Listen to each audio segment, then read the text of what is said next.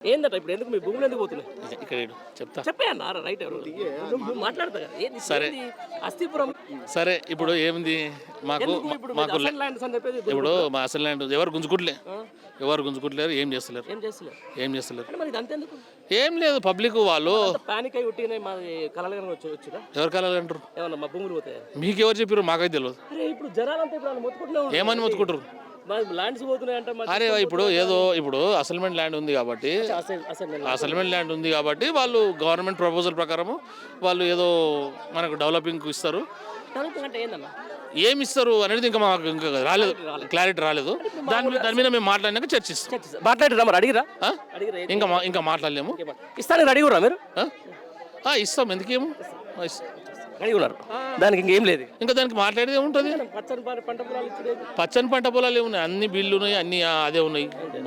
bill ఉన్నాయి ఇక కొన్ని పొలాలు కూడా ఉన్నాయి కాకపోతే ఏంటంటే నష్టపరిహారం ఎంత అడుగుతారు ఒకవేళ ఇస్తే అడుగుతాము మేము చెప్తాం ఇప్పుడు ఎంత నడుస్తుంది అన్న ఇక్కడ రియల్ గవర్నమెంట్ ఆఫీసర్ ఇప్పుడు ఎంత నడుస్తుంది ఇక్కడ ఈడ 1.5 కోటి గవర్నమెంట్ వాల్యూ ఎంత ఉంటుంది గవర్నమెంట్ వాల్యూ 10 lakh